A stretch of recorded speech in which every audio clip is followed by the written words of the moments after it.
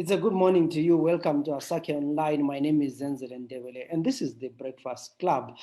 Today being a Monday, we hope you had a wonderful weekend. A lot was happening during the weekend. People were talking about Impala car rentals.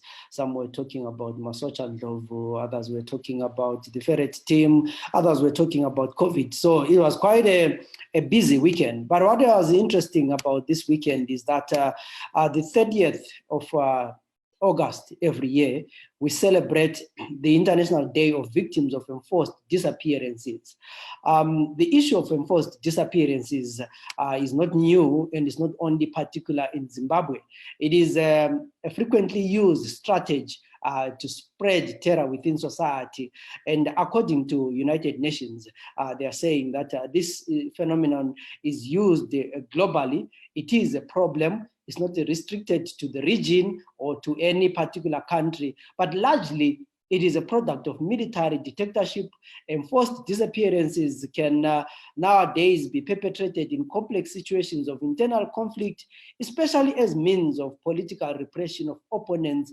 Of particular concern are the ongoing harassment of human rights defenders, relatives of victims, witnesses of legal counsel dealing with cases of enforced disappearances. We know sometimes where there are cases that are being investigated, people are harassed until they drop out of the cases. We know journalists can also be harassed. And in Zimbabwe, this is not quite new, because over the years, since independence, a lot of people have disappeared. And the days leading to the July 31 demonstrations, or talk about the demonstrations, there was a lot of kidnapping, abduction, and we know a number of people I think someone knows someone who just disappeared. So to help me discuss this program today, I have three young men who actually are activists, human rights defenders, and at one point or another have been victims of this government in many different forms. So I have Tatenda Mombearara, who's a social justice and human rights activist. He is also an enforced disappearance survivor. I have Tagudzwa Ngaziore, I hope that's the right surname, is going to correct me. He is the current president of Zimbabwe National Students Union, ZINASU. Then I have Makomborero Aruezivishe. He is the People Power organizer. Gentlemen, welcome to the program. Thank you, Zende. Yeah, Okay. Thank you, Zenzele, for hosting us on this prestigious platform. Yeah, so I will start with you, Makomborero. You seem to be in the jungle. I'm not sure whether you're doing. Yeah, I'm in the jungle. I'm not sure whether you're doing a job seeker kind of thing, but tell us about tell us about, to you, the International Day of Enforced Disappearances. What does it mean to you? The International Day of Enforced Disappearances, number one, it gives me a meaning that we have a serious crime of people who, for various reasons, which includes trying to muzzle the freedom of expression, trying to clamp down on freedom of association, and also freedom of the right to demand even better lives and live loose, or the way we are governed. There are people, either individuals, institutions, and even government, who use this as a way to punish, intimidate, and to also deprive people of their rights, because they would want to either cover up for what they are doing, which will obviously be against the law. So there are journalists, there are human rights activists, lawyers, sometimes even government employees or opposite political opponents who are victims of that. So, like, every year this day is commemorated. It gives me a perspective that it's happening nationwide, but it also, this day is a personal impact on me, closer to home in Zimbabwe, because Zimbabwe is proven recently to be the international headquarters of abductions in non-war zones. In countries where there are no wars, in non-war zones, Zimbabwe tops the number of abductions. What do I mean? Ever since its inception as an independent black coffin nation. We have had thousands. We can begin with Kukuraund. We have to say it as it is. Most of the things that were happening, people being taken from their homes, being tortured, those were abductions. We can't say they were taken or whatever. It was abduction, and they had traumatic uh, experience impact on the people. Because we see even today, those who try to speak in demand for justice for those abductions which happened, they are further abducted. They are further terrorized. We go further, come closer to me. Most of the colleagues that I have, only recently, over the weekend, we had gone to bury Patson Tamara, who is a victim of enforced disappearance at some moment, although he managed to survive. But then he was later on diagnosed with cancer, which we outrightly believe was a direct result of the torture and ordeals we went through abduction. I can speak of others like Dr. Plan Samchia, whose health right now is no longer that much, as strong as it used to be because of the torture he was administered when he was abducted at some point. I can give an example of the likes of Tatinda Mombearara here with us. Only last year, he survived abduction, but was tortured now as permanent injuries. I would rather say he now has a significant degree of disability because of that. They also tortured him, poured some yet to be identified substances. I come closer to the issue of Tawanda Mcheyua. This case is even more scary, considering how there were many actors and some which we think like Masocha, the Masocha led, whom we expect to be protagonists of peace, to be defenders of human rights, to be, both from the party that she is a senior leader in. Its values are it's a social democratic party, and the three pillars of social democracy are justice, solidarity, and freedom. Now, the manner in which she acted from this in this manner, it shows that she clearly violated or sabotaged, number one, the social democratic ideology. Then, two, the critical pillars of justice. The manner in which she acted do not in any way serve the interest of justice. The manner in which she acted does not show solidarity to Tawanda Mcheiwa, who was victimized by the regime. Then, furthermore, his abduction also uh, it's unique, like unlike another men in various ways. That it also helped to expose who is who, what is happening. Names of people are now known who committed the abduction, and it's a critical issue. We should believe that to make Zimbabwe safer for human life, because we can't say Zimbabwe is open for business when it's not open for human life. We can't say Zimbabwe is open for business when it's not open for freedom of expression, when it's not open for safety. So it's also an issue which, from the people power perspective, we are going to really push hard and to ensure that if it's dealt with, we are sure that this case is dealt with, it will help to, you know, to de-escalate Zimbabwe from being international a capital of abductions to a country where, journalists are free to do their jobs, where activists are free to do their activism, where even opposition activists are free to oppose without fear of getting abducted, without we just want a country where you you can say I want water and not get abducted for that. You say I want electricity and not get abducted for that. I want food and not get abducted for that. Where you can ask where is my mother? I just want to see a body so that I can give a decent burial. She was killed, abducted and killed in Kukuraund, and you don't get abducted. It's what we want. It's Zimbabwe where each and every one of us can be free. So the issue of abductions, it is a topical issue which, if we are to win this struggle, not partisan struggle, but this struggle for a better Zimbabwe, where all citizens' issues and concerns are held and addressed, it's an issue that needs to be tackled, and with the agencyship that it serves. Because as of now, there clearly is no agency from number one, especially the authorities. There is the National Peace and Reconciliation Commission, but it looks captured. We see what they do. They seem to be acting on the whims of the executive, yet they are supposed to be independent. You know, some of these cases, abduction cases, they are. You raise quite a number of interesting issues here, and you know what I find interesting is that I think the three of you are actually what some of us, the war veterans, call you born free. You know, we went to war to liberate you, and we didn't expect you to be, you know, in this situation. So Tatenda, you actually find yourself being a victim of adoption 40 years after this country found its independence or was liberated, something that would have expected to find in the Ian Smith regime. No, so what can you tell us? What has been your experience with these kind of issues? Thank you, Zenzele.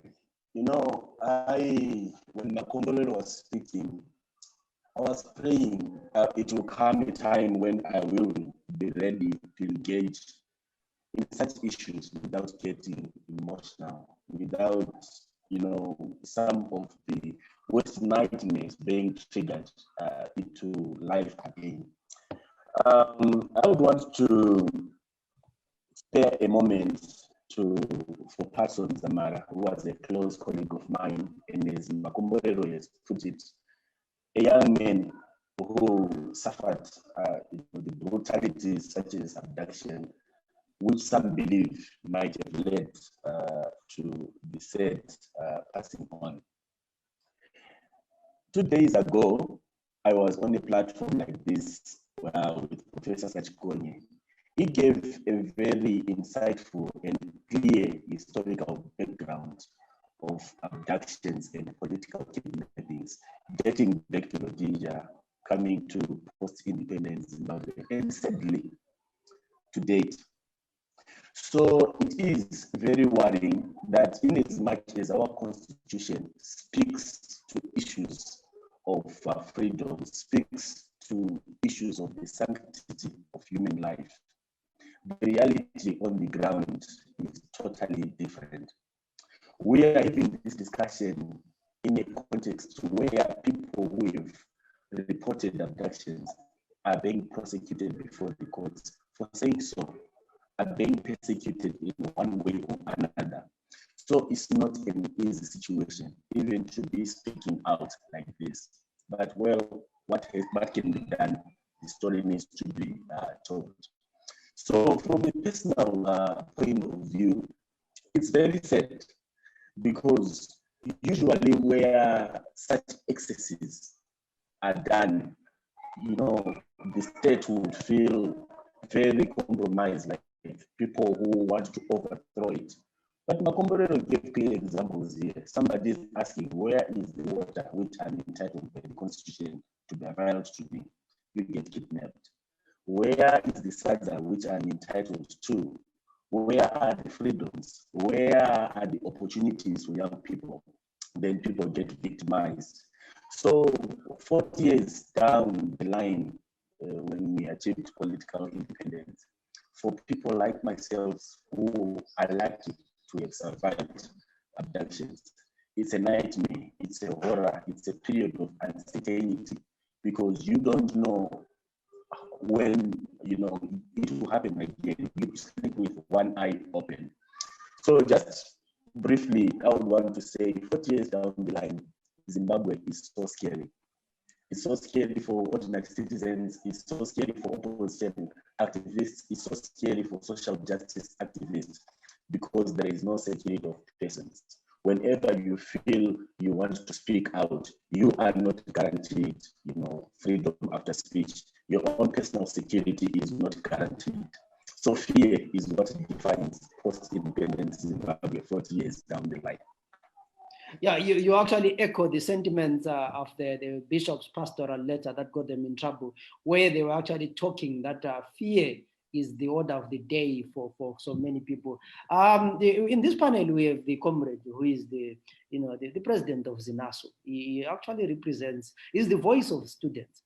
And Comrade is the president of ZINASU. When we talk about the International Day of Disappearance, we knew in the past students were most of the times the victims of police brutality because they were organizing most of the strikes always. But now, I mean, it's COVID, lockdown, but you still find the challenges. What has been your experience when it comes to state brutality in Zimbabwe? Okay, thank you very much. I think state brutality has been the core of our struggle in Zimbabwe, and us as students, the barometers of class consciousness. We castigate the state perpetrated state violence and also abductions by the system under the leadership of one Emerson Mnangagwa. So you tend to see that the current case of Tawanda Mcheyiwa is an example, of course, but we've had unjust arrests coming in. My very own vice president from Chino University and 8 others were arrested just for raising placards in a lecture room. Just when Patson Zamara died, we had a demonstration in Chitungwiza and 3 people were abducted, taken at the Black Gate in Chitungwiza. So such cases have been coming through and we have been receiving them. Emerson Mnangagwa has created a second hell. He has been the master of doom and chaos on earth. So all this we propose as a students movement that there be a Truth and Justice Commission to check also on other cases from the 2000, the Gukura Hundes, the Itai Zamara's case has not been addressed right now. We live in fear that any day we will not see another day. We're existing, we're not living. It's instinctual, with the primary goal being to reach to the next without even regards to quality. Of course, we are facing problems, be it economic, but then we are now faced with a problem in which one who does not give life has been on the forefront of taking such a sacrosanct right. Life is part of the constitution, the amendment number 20 constitution, but it's being taken by Emerson Mnangagwa and his satanic regime, his evil regime. Students have been facing such. We are those who are supposed to be pioneering, those who are supposed to be saying the truth in all times, but we've had cases in which state agents have been infiltrating institutions. Currently, you have mentioned that we are under COVID-19, but we have not been spared of such. The case of Tawanda Mcheyiwa has now had a month, but it's only up to now that we have the mention of such. Of course, the opposition trying to cleanse itself by establishing an investigation platform of one who is broken and who is violated the 3 founding principles of a social movement, which all tends to Lunas. She should be fired because she was there when one of us, the paragons of intellectual prowess, was taken, was abducted by the state. One of us is in pain, but we hear that an investigation should be established. Why? She should be fired from the onset, and the opposition should be in the forefront of castigating such, should be in the forefront of denouncing such. And us as the students' movement, we have faced such. I think on the go, we have Comrade Tatinda Mumbearara, who has also faced such. He has a relationship with the students' movement. The people who are being abducted and such are our parents and guardians. So henceforth, we tend to become social misfits when we are opposing such inhumane acts by the regime. We will not live to, as students, knowing that our fathers and mothers are being abducted in broad daylight. So in other words, or in other scenarios, the synergy, the societal synergy between those who are being abducted and also the students cannot be separated. And also the students themselves are equally facing such challenges. So in other words, I'm stating that we are also being affected very much by such by one Emerson Mnangagwa in the military junta. From when he took office, we thought it would be better, but Itai Zamara currently, his case has not been addressed. Patson Zamara still is also a victim of such. Tatinda Mumbearara is a victim of such, and others whom I might not mention right now.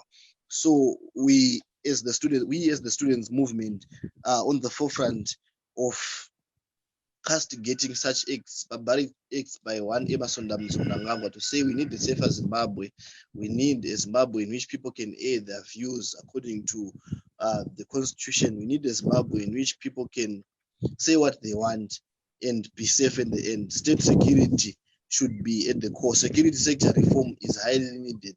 We do not need to militarize the street, to militarize the society, to militarize everything in Zimbabwe. People need to be free. People need to say what they have in mind. I think that's from a student perspective. Yeah, I can tell I'm talking to a student president, with the jargon. Of course, we also like the message on your T-shirt. It reminds me a verse in the Bible that says, "You uncircumcised Philistines." And it also reminds me of a passage in Mcheyua's story where he says, then I discovered that my foreskin had been saved. So now that, so your T-shirt is full of, yeah, we are talking about serious issues, but your T-shirt brought us a bit of a lighter moment there. I mean, you spoke like you spoke like a student president. You always have those words. So I expected satanic in your message, and I got that one.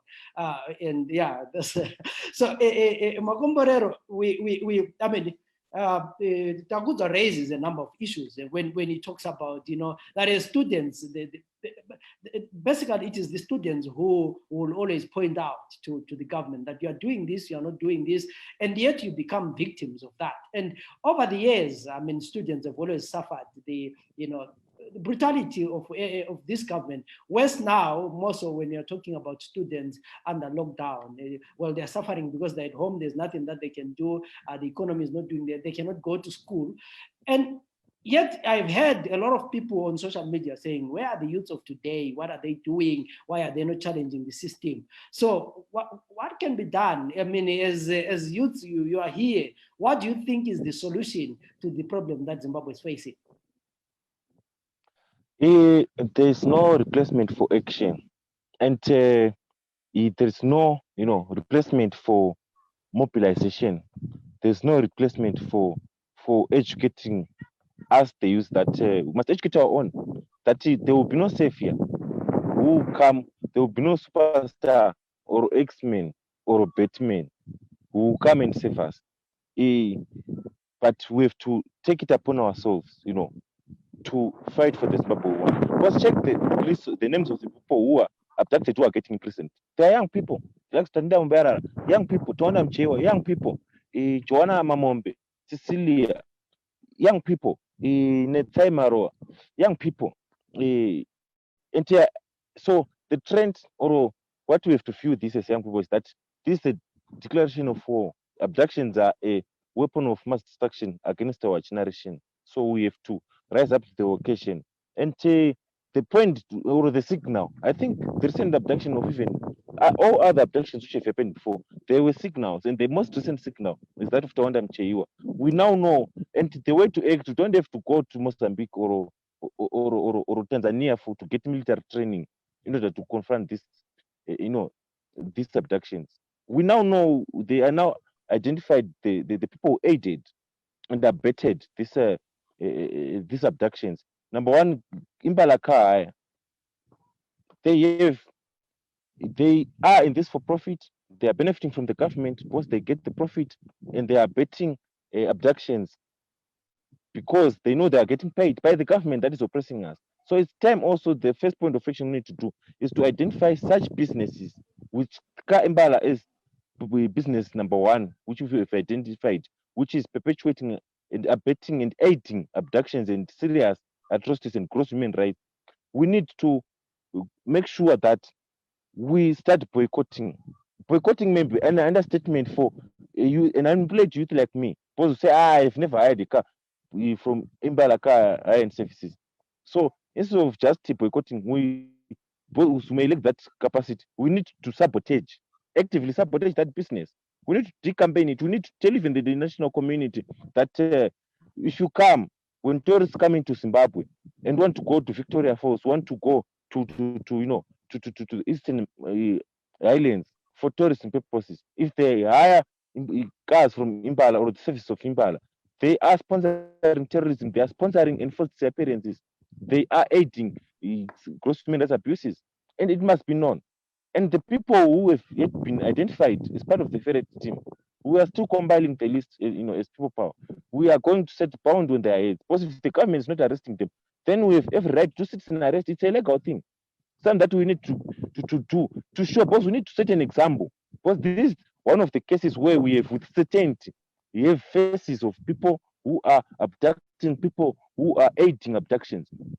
And so we need the names, and where we are going, if it means we have to do crowdfunding and put a pound of their heads, actually we have to put it, 10,000 for anyone with information on any of the people who are who have been aiding this, including that social aid. She can't be spared, and there is need to make an example. Because look, she's the one who called them, with Tawanda and others. She convened them. She's the one with flyers. She is the bigger political figure amongst them. And how does she justify that they abducted Tawanda and she kept quiet when her duty is to speak out? She obviously campaigned for that position, to speak out against atrocities, to speak out in demand for human rights, but she kept quiet. Yet, how does she, cleanse herself? How does she explain her silence over, the current allegations that she aided in? And it was, I think, over a month now. Did not say anything, did not make a police report, did not even release a statement. So she also needs to be made a good example. And the issues to do with that investigation, no, she must not be treated like, like someone has made a mistake. So far, she fits in the same bracket of terrorists. So the only place that she should feel comfortable with is in police cells. She must hand herself over and encourage youth, people, whoever who see on first sight. Because she's the easiest, of all these are people. She's the less complicated to deal with. She must go and report herself. Let me ask you on the issue of Masocha. I mean, the MDC have said that they are investigating. She needs to get her right to respond. And Fadzai was on SABC last night saying that she's also a victim of the abduction. What would you say to that? Let's be honest to ourselves. I'm not disputing their statements whatsoever, because when people do political communication at various levels, some may be diplomatic, some may be, but I'm saying it as it is. How can she be a victim? How do we know that she's a victim now when Tawanda was abducted? She kept quiet. Look, your position, she's not just an ordinary card carrying member.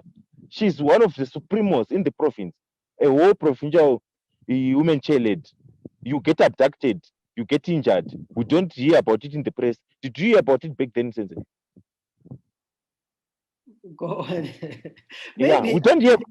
Yeah. Let's assume that she was, but the fear also, she can argue that the fear, she was also afraid, like many others who didn't report. No, if you choose a political position, especially when facing a military regime like ours, and you choose silence over speaking, you choose your personal safety over speaking, you have clearly sold out. That alone is selling out. Because in this part, we have all faced, serious situations, dangerous situations where the possibility of paying the ultimate price was real. Like you heard what Tawanda was saying. I saw Taten that the night he was abducted. You could see that this is just a breathing corpse. I'm telling you, and even if you saw the likes of Joanna, Cecilia, and Netsai, it was a matter of life and death. And so, if she took that position but doesn't want to face the risks of speaking out, then she should step down. Either way, she has to step down or be fired, because she's failing to meet, the job requirements. Because you can't say, I want to be your leader in this fight against NPF. So are you there for benefits? Are you there to ensure that you'll be number one on top of the list to become an MP or councillor? If you don't want to serve, your conscience, okay, let's take it outside the part. Your conscience as a mother. You saw someone being abducted, everything from the person, you call that person from the comfort of their home, safety of their home. It was because of the call you made that made them arrested. And they leave you are the ones who brought the flyers and stuff, but then they get arrested. They didn't say, let me keep quiet. From a humanity point of view, that doesn't make sense. And this issue must not even be, it's not a political issue, it's a terroristic issue. She must not be treated like a politician because she aided in the abduction. We may say Kaimbala, yes, but yet she not called Tonda Mchewa, she not met with him. Even if they hired 500 cars from Kaimbala, the services, Tonda would not have been abducted. So it's a serious issue which we don't need to be diplomatic about. It's a serious issue which we do not need to mince ourselves about. It's a serious issue which must be treated with the seriousness that it requires. And yeah, we are going like I said before. There are three actions that we're encouraging youth and our networks across the country, including especially in Bulawayo, and we're going to do it. Number one, Imbalaka services must number one be boycotted and sabotaged, and we'll take active measures to ensure that. And it includes even those who continue hiring it. We are going to acquire their names and publish them, be they government organizations, public individuals, non-government organizations. If they continue hiring the service of Imbala, including tourists, they continue hiring them, it means they're sponsoring terrorism in Zimbabwe, and it must stop. Then number two, those individuals who have been identified to be part of the ferret team, they need to answer. If we understand the court may be captured, but we have the court of public opinion. We can do enough roasting on them there. They need to pay. They have families. They go to churches. How does the pastor feel when he's preaching to a terrorist, someone who is just come from abducting someone? There are people who have gone missing. It has Zamara died. Person Zamara was killed trying to search for his brother. People have lost, their mere dignity. People have been abducted, tortured, raped. Imagine the likes of Justina Mkoko taking over time.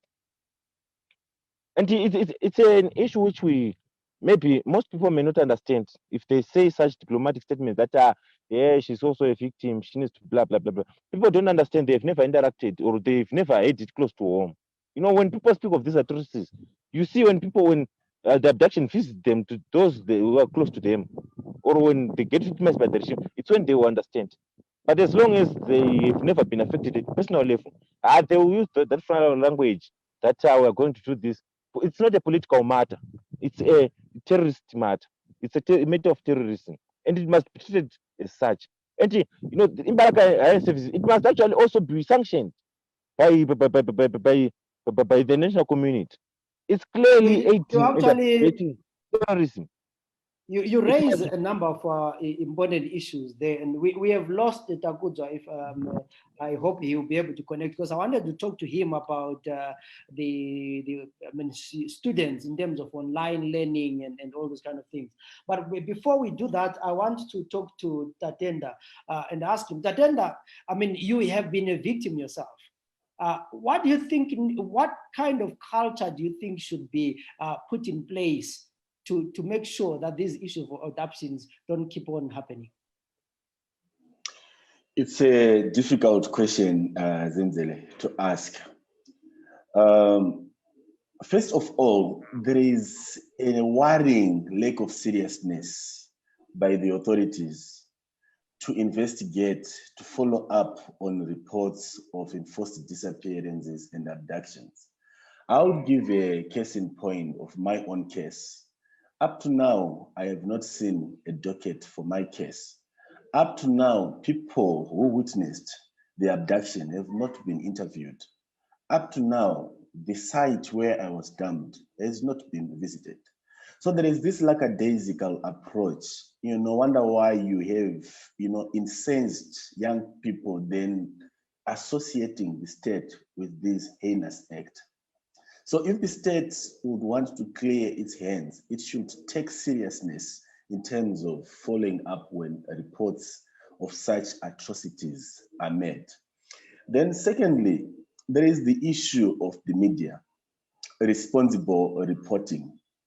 When you have been tortured, you are most vulnerable physically, emotionally, and spiritually. You are broken. I'm a broken. I can't speak like Taku is speaking. The fire is out of me. So one of the key outcomes of their objections is to break a person. So when media is reporting such things, it should report responsibly. I have experienced a situation whereby from the day of abduction, perhaps to 2 weeks after, you'll have headlines, you'll have the issue sensitized. But the impact of such atrocities, the negative impact, is lasting. I've been diagnosed with post-traumatic stress disorder. I have, maniac tendencies. I have claustrophobia. It has totally disrupted my life. But it's now, a side story in preference of, other news stories which needs to be covered. So there is need to link the crime and the disruption it does to a person, the death it does to someone's future. My mother right now lives with a heart problem because of the condition she saw me in. Right now, I have a permanent disability. I cannot run. I cannot do some of the things I would normally do. So the media has to go beyond the initial headlines of what has happened, but also then to link that with what it caused socially and economically to the victims, their relatives, and the community as a whole.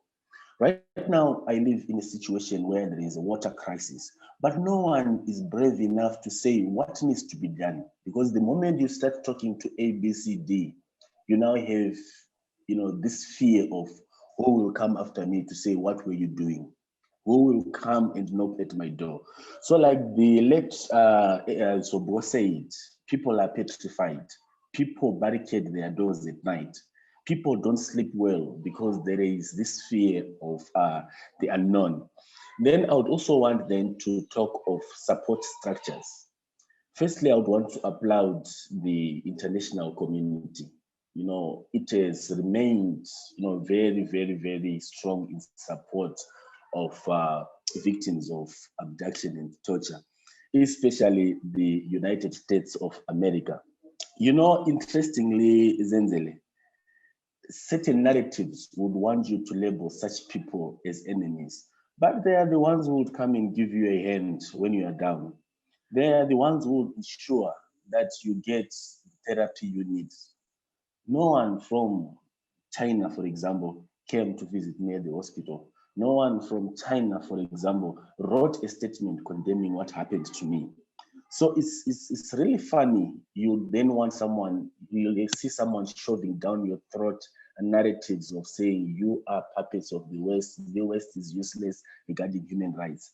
But for me as a victim, I would want to applaud and say that strong voice helps, that strong voice makes a difference.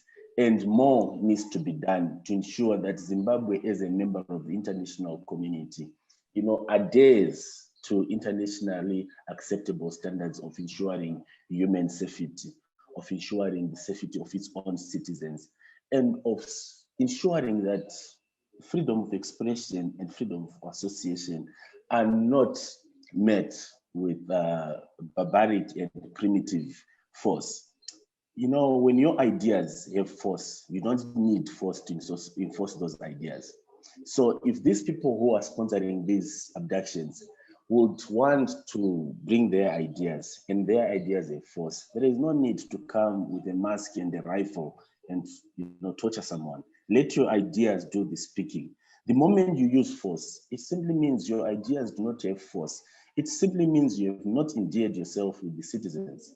So we want a social contract where we as the governed are happy with those who are governing us, and we are happy with the rules with which we are governed. Thank you very much for that clarity. There's no need to force people to support you if you are doing the right thing. Marco, I mean, one of the things that the attender has talked about is solidarity. And half the time when people are in trouble or you've been arrested, you find that you might feel that you are now alone. Just last night I was thinking that the first 2 days when the Hopewell was arrested, the internet was up and everyone was saying free. Hopewell. But it's now after a month now. Hardly do you see people saying free Hopewell. In your work, what do you think about the solidarity that is offered by every citizen? Do you find that sometimes you feel like you're alone? Yeah, most often times that loneliness, we feel it. But I've been incarcerated numerous times before. I've been in times where I will be in forced quarantine because there will be threats on my life. Those moments where you feel I'm alone. But what I've however discovered is there's no better solidarity than to know that either the ideals you're fighting for are some people or people actually continuing from where you left or are fighting for the same justice that you fought for before you got incarcerated. Because like now, Wopo is in prison, it may be impossible to really visit him because of the COVID regulations, and also the COVID is being used to perpetuate the oppression to isolate him, physically, socially, spiritually, mentally. So, but need to do uh, is to, number one, continue with the fight against corruption. Number two, continue saying out their names. We must not forget them. The world must know that they are still, incarcerated. So this involves even just tweeting on a daily basis. But at the end of the day, we would need, because social media, it's good that it's now here. It is giving us voices. The internet, it has given us voices when we had no voices. Imagine with the only single television we have, the ZBC, which is controlled the extent that it does not even air the things, because everything has to be censored and has to be approved by someone in the barracks before it gets aired or distributed. Uh, Without the internet, we would not have a voice. So with this newfound voice, we encourage people to continue speaking in demand for the freedom, not just of Oppo, but of last Maengama, who was wrongly convicted of murder, given 20 years in prison for a crime he did not commit. He now spent, I think it's around 5 years. Tungamire Madzokera. We have others, hundreds of people were convicted in 2019 January demos. They were just dragged into arrest, summary courts convicted, never denied the opportunity to be represented by a legal practitioner. So all those people, they are daily prayers. What I know, what they really need every time we go to the prison. We know things may be hard, but at least continue speaking out, continue demanding justice. The best way you can offer solidarity to us is to continue fighting for the ideals Zimbabwe that got us here. So we are in an era, we're operating in an era where we are now in a military state, because the military has captured all spaces, be it the media, it has done significant interest to capture it in most of our voices, be it in, the parliament. It has captured the parliament, can no longer air out our views in the parliament, be it in the courts where we expect at least justice to be illuminated. The courts can no longer do that. It's clear they are now captured by the military. We even go to local government authorities. So the only space where we can air out, we can speak out in solidarity for those who castrated and also in demand for freedom are the streets. And now the military, the military government wants to capture those very same streets, albeit under, enforcing COVID-19 lockdown regulations. But the reality is, instead of quarantining corruption, instead of quarantining misgovernance, instead of quarantining poverty, they want to quarantine our rights. They want to quarantine our freedom of speech. Instead of quarantining COVID, they are quarantining, our mere dignity. They are quarantining our mere right to life. And we must not do that, because it will be the death of us as a generation and as a nation. And according, to Joshua Mkao, he said, Zimbabwe will not die. Young people will save it. He was describing Zimbabwe, the country in relation to the people. That a country is not just the geographical, location on the map. It's about the people. Because when Zimbabwe will not die, I mean that we will not die. Young people will save it, and it's now upon us to really take the baton stick and really fight for our country, and really take it up upon ourselves to do what is right. I can even quote some other, the nationalists who fought before. They say, be true to yourself first, and you cannot be true to others. If you witness a wrong, never affect your eyes. Remember what you have seen and keep it vivid in your mind. Refuse to be silenced. Refuse until there is some justice or you are dead. This was said by Sidney Malung. They gave us a signal way back. So they defined the problem, told us what to do, and told us how to do it. So it's what needs to be done. Because if we allow them to capture the streets now, it means we no longer have anyone to illuminate or say our voices. Because when we are now in the graves, it's yes, we say dead bodies speak in demand for justice, but the speech will be would not be as effective or efficient as if we rise up now. So the only way to make hope for Chingono, Jacob Ngarifume, Last Hama, and others who are imprisoned simply for the love of their country is to make sure we pick up their fight, we go into the streets, we demand justice, and we have to do it for even some like Tatenda. He can no longer run, but he was tortured and crippled because he ran in the streets in demand for justice. He is now, incapacitated physically. So we have to run for them because they were injured while he's running for us in the streets. So the best thing we can do is to make sure that we do. Suppose the reason why they use abductions is to silence us. The reason they use abductions is to cripple us, to defeat us, our spirit, deflate us, our resolve. But we have to. The last thing we can do, even if they kill us, they continue abducting, is show them that no, you may abduct us, but you never abduct the resolve. You may, deflate our bones and our blood, but the resolve still goes on, and it has to be done through practical things, through things which can be attainable, through dealing with issues now and not wait for later, and not wait for someone. Because if we have this culture of thinking that someone may come some other day and save us, I can tell you we'll go into the graves without achieving anything. And future generations, they will judge us harshly. That where were you when this was happening? Why did you keep quiet? And they will not accept the answer that my soldier is giving, that I was afraid for my life. They will not accept it as an answer. And we will not be there to defend ourselves. So the only Yeah, I think you're raising quite important issues like always, and I like the passion and the fact that today I was talking to very young people who are really in the middle of it all.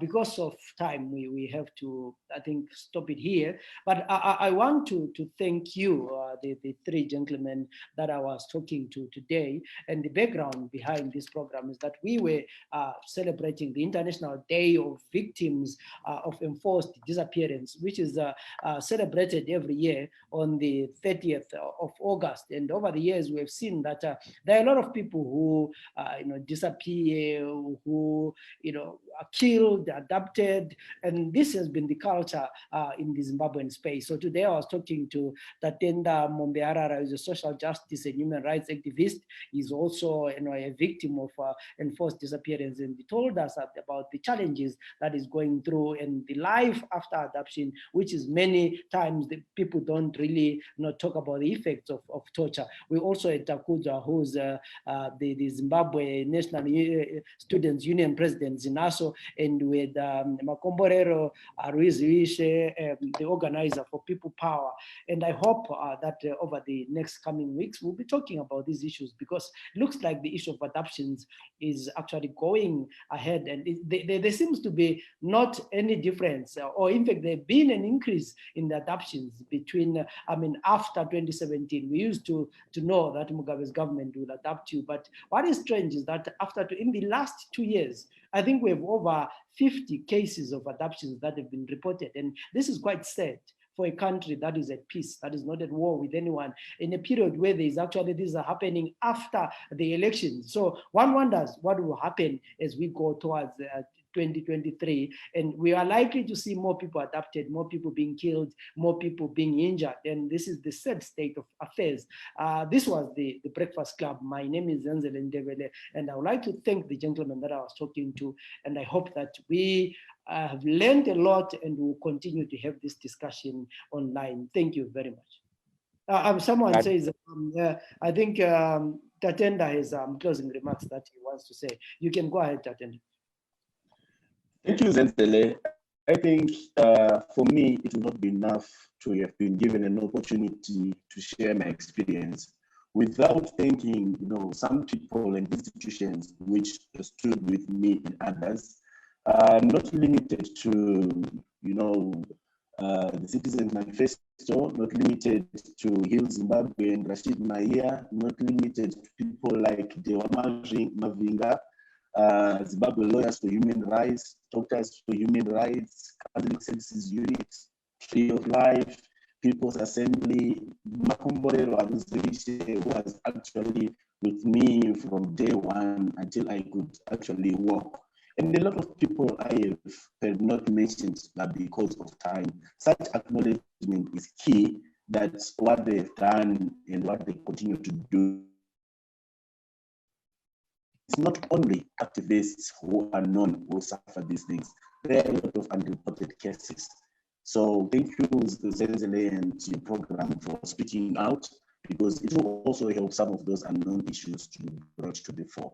Those are just the brief words I wanted to share before signing out. Thank you, gentlemen, for your time, and I wish you all the best. And we hope that you will fully recover and go back to your normal self. My name is Zenzele Ndebele. Until we meet again in other programs, have a good day.